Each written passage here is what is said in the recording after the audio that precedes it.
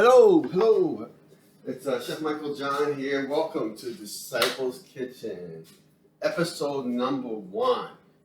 Now, I brought the inspiration for this Disciples Kitchen with me, Micah Joella Brown, because when I first got this vision from God, I was cooking like I usually do and talking with Micah, my daughter.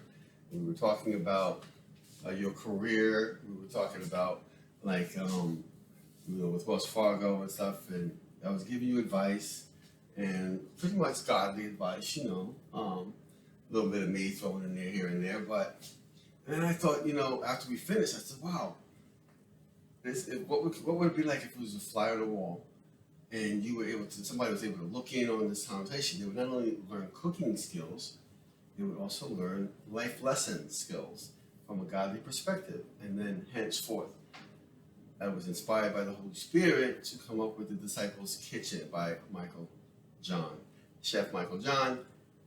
The purpose is twofold: to disciple you in cooking, and we'll run different series and things like that on different types of methods of cooking for the family. Farm to table type stuff, and then also to disciple you on godly principles for living. How about that, huh? Can we get a hand clap? All right, I think that's good stuff. So anyway, like I said, this is episode number 1. It's very rough cut, so this is real rudimentary. This is just like a laptop sitting up there, right over there, where you're looking into our kitchen and hearing what we talk about. So we're going to be continuing to improve upon this as we go, but it's better to get started than to never start at all.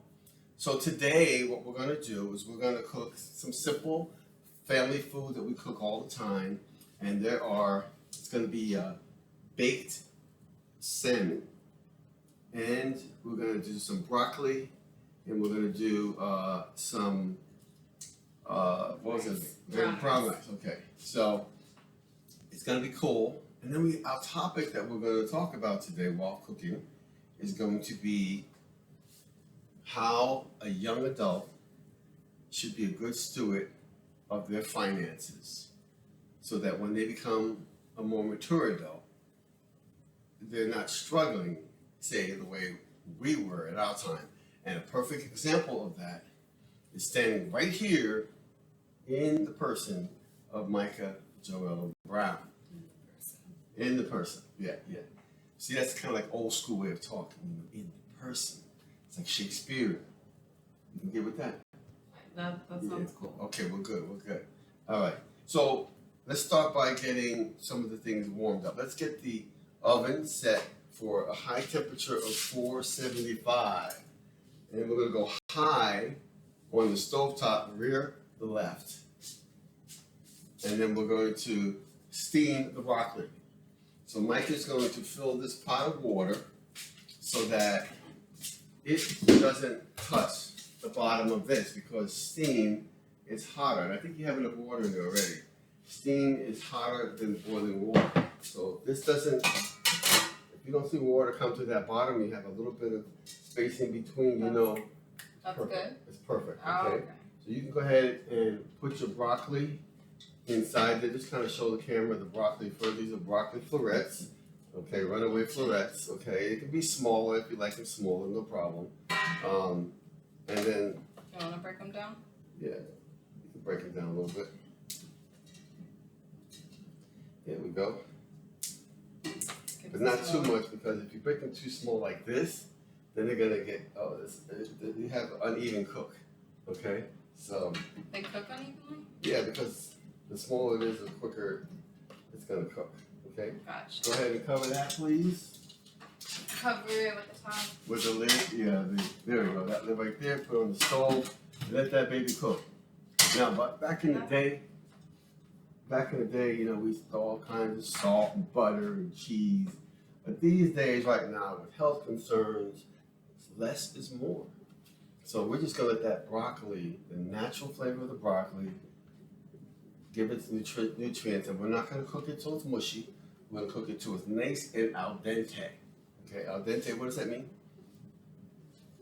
A little hard. A little hard on the inside. Okay, so we've got the oven going right now. I think the next step would be to get some rice on. Okay, so let's go ahead and Micah's gonna get a pot, and she's gonna get the.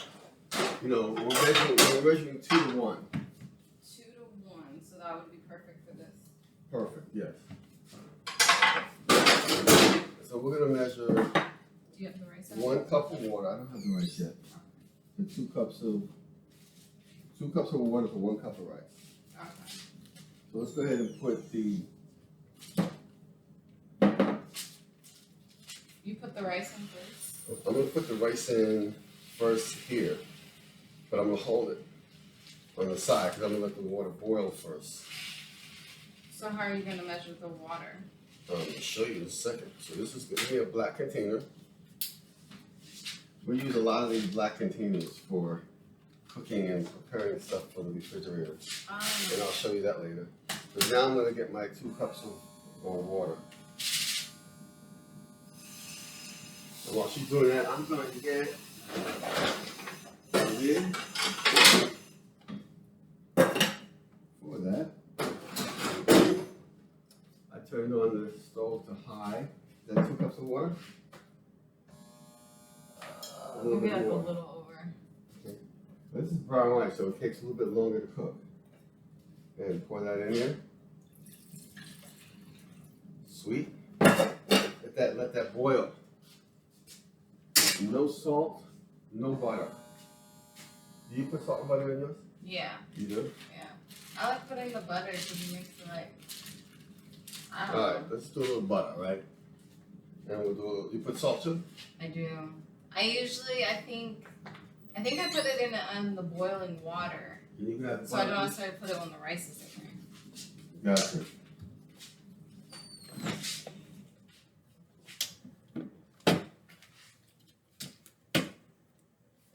So we put a teaspoon. Okay, that's a teaspoon. Let's see. Let's check it out one time. You just put it in your hand and say, like, how do you? Yeah, well, I'm hoping I'm pretty accurate. Is it how much fits in your hand, like where, or it's just It's an just eyeball? an eyeball. But it's a kind of experience. So what is this here? This is a, what does that say? You got good eyes. Oh, half a teaspoon, and this one is a teaspoon. Okay. Let's see where I'm at here. So I'm a little bit off, but I like that amount because we try to eat less sodium. This is just a little over a half a teaspoon, okay? Let that boil. Put this off to the side here. Okay, so while it's boiling, let's say we do our salmon, okay? Mm-hmm. Oh, butter. Butter was for the. How much butter do you put in? I don't really. I just kind of look at it and say, how much do I want? So. How about a teaspoon? Okay.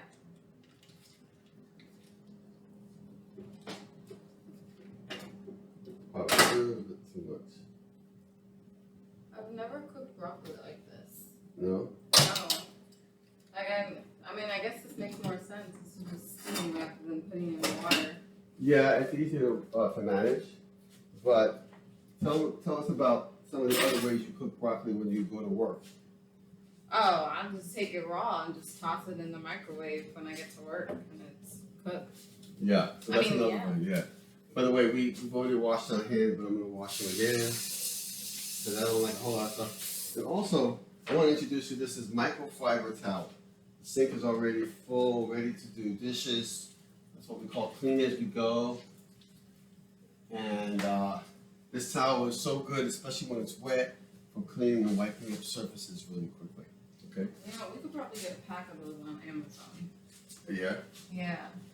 Okay, let's take a look here. We got steam going on here. We've got tiny boil going on there, but we want a rolling boil on that one. Okay, so the salmon, the oven is ready to go.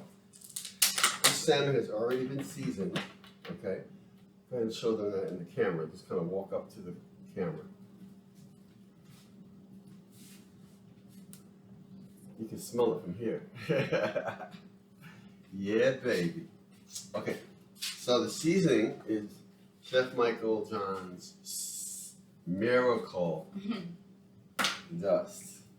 Okay, and it has 8 blends of spices in it. We call it Miracle Dust because it's a miracle how you can use it on everything and everything will taste differently, as well as good. It brings out the natural flavors in all meats and vegetables as well. In fact, I've also used it in desserts when I made a Chipotle style creme brulee or something like that. Okay? So anyway, unfortunately you won't get a chance to see if, oh, you got the rolling boil there?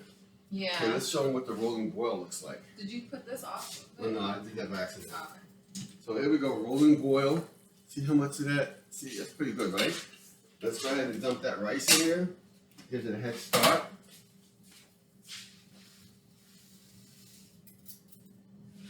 Okay, give it a little stir.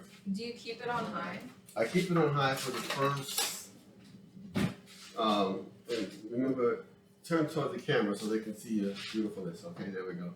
And then you can cover that as you stir. I keep it on high because once, for the first 10 or 15 minutes, to get back to a rolling boil. And then I'll cut it real down to like, okay, if you have a 10, scale of 1 to 10 on your stove, I'll cut it down to like a 3. Okay. All right. So we'll let that do that for about 5 minutes.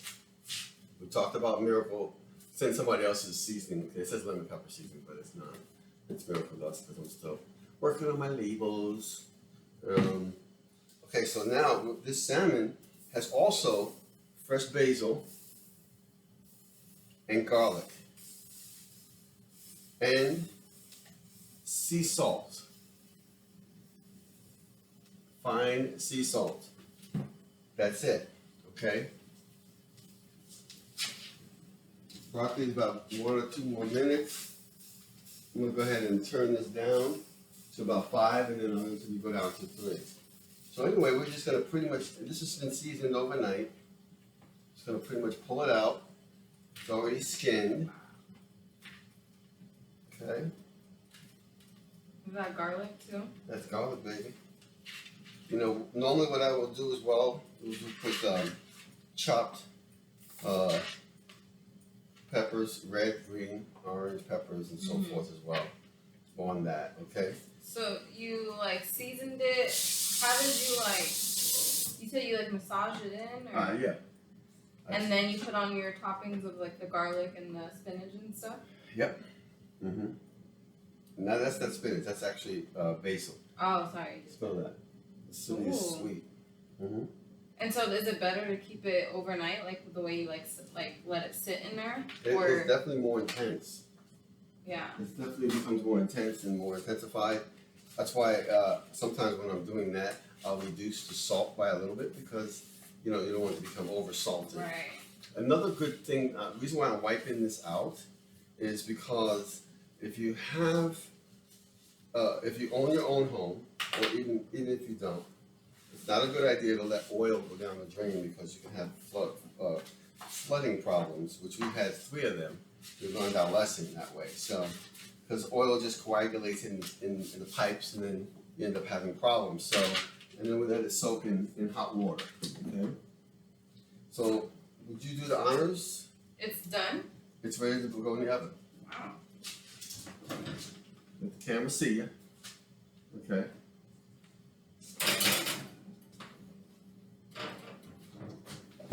Okay, let's pull up that broccoli. The best thing to do when you handle these type of things is to, when you pull the lid off, don't just pull it off like this because you're going to get dripping condensation. And sometimes it'll dip on your feet and burn you or whatever if you don't have the right shoes on. Tilt it like that, let the water go back in. Take it off of the fire. Okay.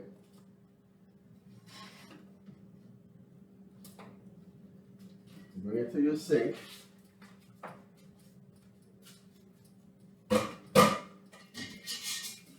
And pour up the hot water. And then run cool water over it. Like that. Sometimes you can do something like this. I'm gonna make up something here. No, that doesn't really work. Let's try this. What does that do? Spread the water Oh. around a little bit more. Not supposed to be just standing here and going like this. Another thing you can do is use ice. Ice will bring it down faster too. If you have one of those spray handles, you can spray it. But these days in Arizona, you don't get a whole lot of cold water. Not Because at it's all. summer and the pipes are all water's hot. Okay, so we're going to let that go a little bit more. So we've got what? Broccoli ready to go. We have rice cooking. And most likely in this video, you will not see the finished product because it's going to take about 30 to 40 minutes to get that done. But next time we'll have it ready for you, finished. Okay, and then we have salmon in there at 475. And that's going to be for about 15 minutes. Okay? 15? 15, 20 minutes max. That's crazy how quickly I can cook. I know. And it's so good too, right? Yeah. And like, do you do anything to make it like juicy? Like, cause I know like I've had like dry salmon before, so like, like do you put like water in there? Like it just comes out juicy? No, it just. Is that's it? a good question. Really, it's the temperature that you cook it at high, and it's the length of time. If you cook it at the right temperature, we get the outside crisp and keep the inside moist. And if there is no oil or anything added to that, you're gonna have a juicy piece of fish. And if you purchase it, I want to say that, you know, the fresher it is, the more juicy it'll taste. You know, so I like to, if I find a good place that has consistently good pieces of salmon, I go back and get that same piece because they're handling the product right. Gotcha. Here's another thing you might want to know. This is the basil that I use. It smells so good. Yeah. So I bought too much basil, and so what I did is put it in the freezer. And in fact, and if you could put So that back in the cooked? freezer for next time. No, it's not cooked, it's frozen. And that's why it looks brown a little bit because once it thaws out. But it was never cooked before? Like before No. it was frozen? Never cooked. Crazy. How does it look so like, because it's normally like a leaf, right? Yeah. And It is a leaf. how does it look like spinach? Like where it's like flimsy and. It's from the frozen, in the freezer, it breaks down the fiber of the meat. So obviously, the best nutrients you can get from the basil would be never freezing it. But hey, you gotta do what you gotta do because the bottom line is, you know, you don't want to have to throw away your money. Right. Okay. So anyway, this is done right here. And then what we do normally is we get a black container. Actually, I have one right here. After that drains nicely, pour it into here. Now, one of the things that I like to do, I'm not going to cover it right away, is arrange it so that it looks pretty. It looks like a little tree. Who wants to look at the stems when you can look at the trees tops? That's the difference between soaring. If you're a person that likes to fly, do you want to fly in the trees or above the trees? Okay. That looks like above the tree right there, right? Yeah, it looks really green. Above the tree. Now, if I want to cover it, if I want to put it in the refrigerator, I'll put it in uncovered because I don't want bacteria to form from the moisture that would be covering it. Or I can flash freeze it. Wait, is that with all things or just broccoli? Anything is cooked. You can put that in the freezer real quick and we'll take it out in about 15 minutes. It's not going to be flat, it's not going to be frozen, but it would have brought the temperature down to a safe place, okay? We got our rice here. Looks like it's going pretty well. So while that's cooking, for probably the finishing of this video, I wanted to ask you a couple questions. So, how old are you? 20. Okay. And are you a Christian? Yes. So you're saved Yes. by grace. Through faith, through God. Through faith and through God. Yeah. And so, tell me about, did you go to college? No. Not really. Okay. Took a couple of courses. I took one course and didn't complete it, but no, I didn't really Okay. And tell me, what made you decide not to go to college? I just didn't know what I wanted to do, so I didn't want to spend money on something that I didn't know what I wanted to do because I wasn't going to be motivated to finish it. Okay. How old were you when you got your first debit card or credit card? Wait, credit card or debit card? Let's start with prepaid card? Well, when did you start learning about managing money? Okay. Well, okay, so tell me about that whole part of your life. So, prepaid card, I mean, you guys used to, ship us off to Florida with our grandma. So, I was younger and, traveling. So, I got, a prepaid card to use to, spend money on and had my allowance in there. I think I got that when I was, 8 or 9. I was really young, and Jasmine's probably a couple years older, but I was pretty young and was able to, learn how to manage my money with, using the prepaid card, having money, not having money. We've gotten declined a couple times at McDonald's, which was embarrassing. So, never wanted to do that again. And, once I got my job, I got my own checking account. And then I got a debit card. And I was able to manage money that I was literally getting from an actual job and from employment. And then, recently I just got a credit card to, after I've learned about finances and budgeting and all those things, I finally got a credit card. So each step has kind of helped me prepare for the next extreme. Okay, awesome. So you think you were slightly influenced somewhat by your parents in terms of money management? Yeah, by the teachings, stuff that you would tell us on how to manage it or what best to do, or the stuff that you gave us to do it.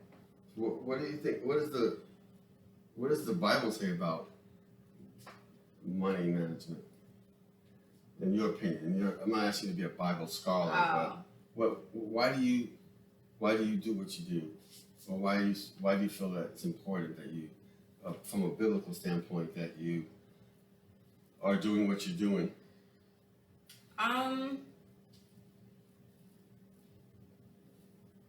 I think, for one, it just helps me to be able to do exactly what I want to do and walk into my calling of what my purpose is. So, having the money that I need to support that, helps me to get to that purpose and, share my platform and all that.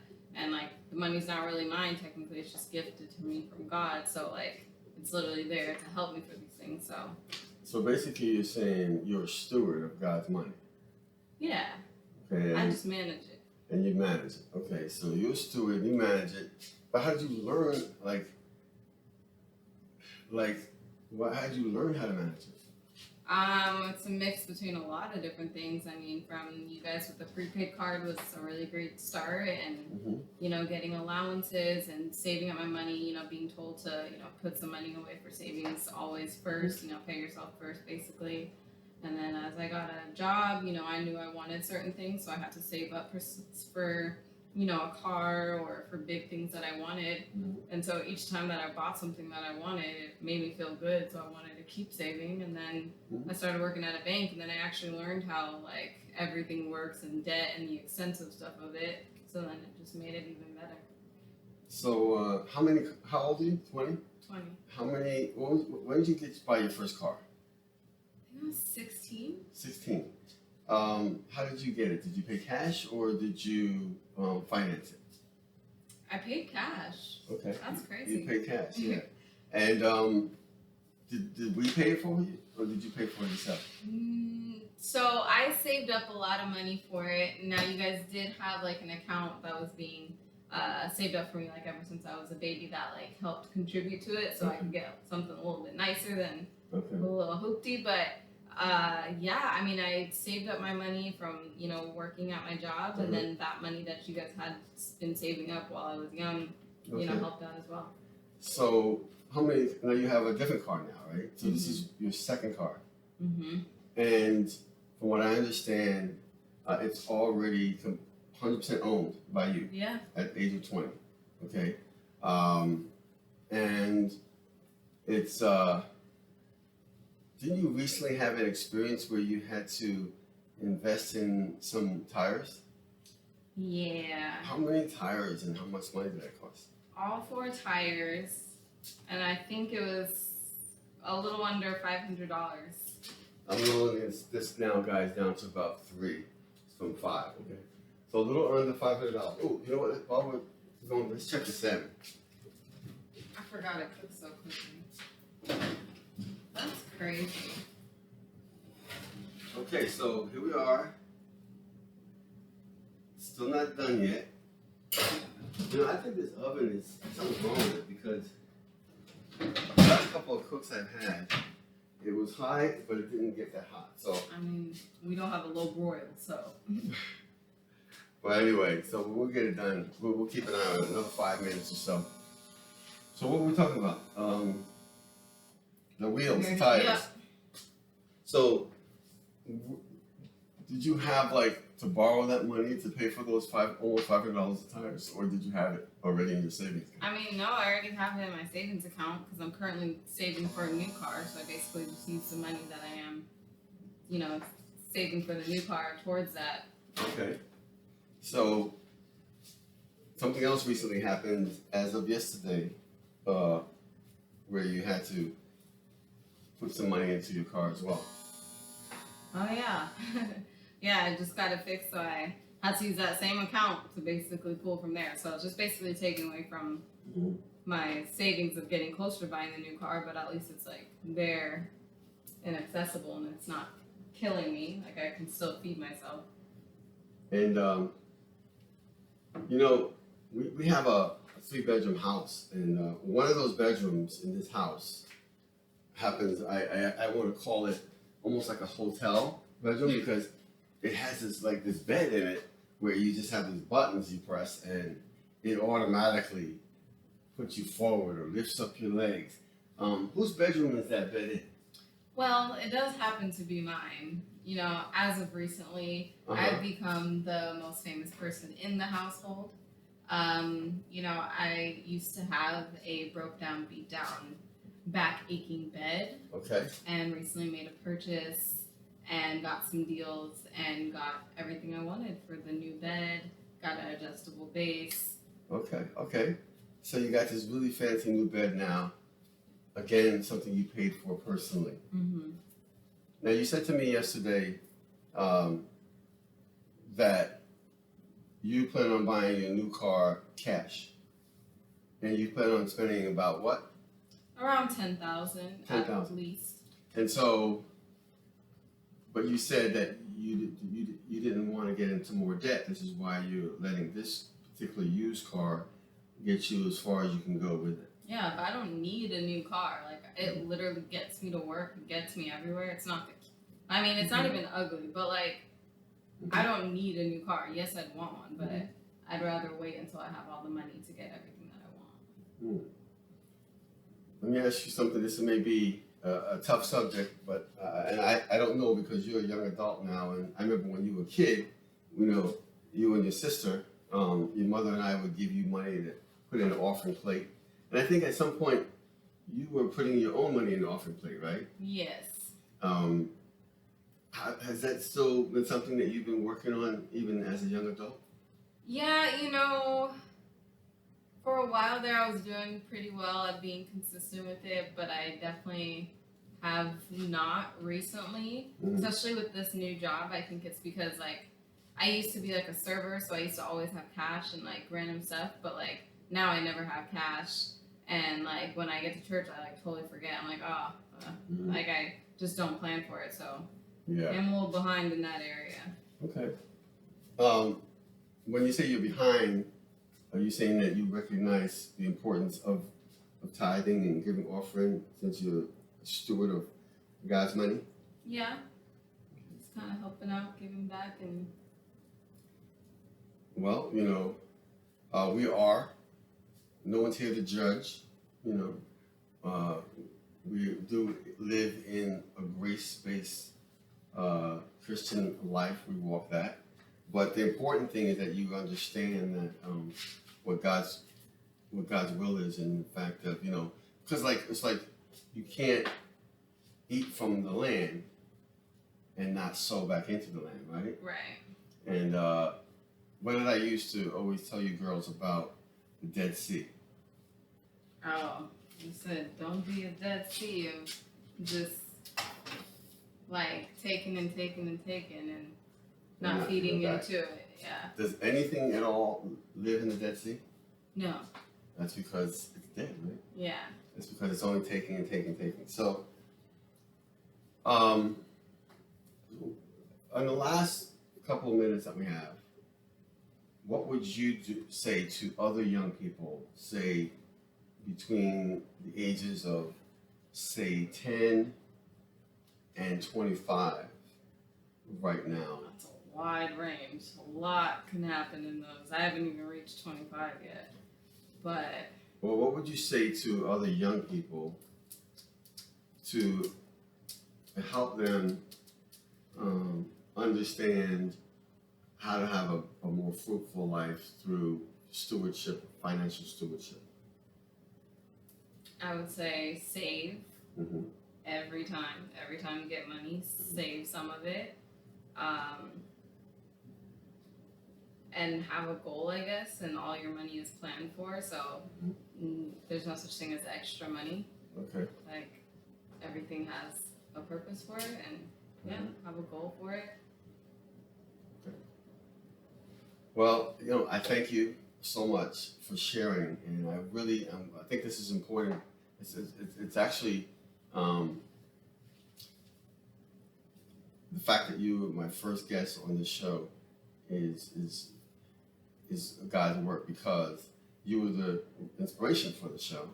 And so, I was thinking in the beginning, I'd have like elders and preachers and stuff come, but you're Christian, you're saved, so you're a preacher in your own right. Every one of us are. We all have the Holy Spirit in us. And so what you, I believe, have shared with this audience can be as much of a blessing to people listening as, Billy Graham or any other preacher. So thank you so much. I really appreciate that. And the questions you asked as we were cooking, they were really good questions, so that our listening audience or viewing audience would have similar questions. You've been a wonderful guest. Thank you very much. And I love your Hindu look. We're not Muslim, so I'm just playing. But I told her that I would make a joke of this little spot on her head. But you know what? Also, I like the fact is that you're grounded and you're not so vain that you would be overly concerned about that thing on your head and that thing on your head. And so there you go, young people. Don't be so vain that when given an opportunity to share Christ or to share your testimony with other folks, and you got to be, fancied in a suit and all made up and stuff like that. Because what did Jesus do? He came to the poor people. He came to the prostitutes. He came to the beggars. And he did not come, with robes and rubies and all kinds of garments that looked like a king. He came lowly and humbly, seeking that which was lost. So guys, I'm just going to tell you, thank you very much. Before we sign off, we'll take another look at this here salmon. The rice, believe it or not, is looking pretty good. I'm just going to show you. Crazy. I'm going to show you right there. See, I don't know if you can see that. It usually takes me a while to make that. Well, if you boil the water, you said you boil the water first too? I usually, when I put it in, I don't keep it at high for a while. I usually start it and keep it at the low. Well, I think right now I just don't want to burn the bottom. Okay. So I'm just gonna let it aerate some more. I'm going down to at least 3 or 2.5, and I'm gonna let it go for there for another 10 minutes. So you all know it's already pretty much ready to go. We already got the broccoli. We're gonna take this here thing and look at our salmon. Ooh wee boy. Okay, here we go. This is how I test salmon. I squeeze the sides. If it bounces back, push down the middle, it's voila-vissimo, ready to go. Now, the only thing I would say this, I like a little bit more color. Yeah. So I would maybe sprinkle a little paprika on top of that, or even a little miracle dust, you know, something like that. A little parsley, but this is gonna eat well. And so now that's 100% done. You're not putting it back in. Oh no, because it's there we go. It would be overcooked. Gotcha. But right there, you know, perfect. Let that cool down. And my. Let's see. Anything else you want to share before we go? I would basically just say, you know, if you're struggling with money, just save, like I said, and try to save for one thing that you want. And then, you know, once you buy that one thing, it's going to keep you just as motivated to keep saving. Awesome. Well said. And let's take this opportunity to try to make up like a send-off. Like, we'll go like this. Jesus loves you, and so do we. How do you do that? Is it like this? You could do this one, or you could do like this. You do that one. Jesus loves you, and so do we.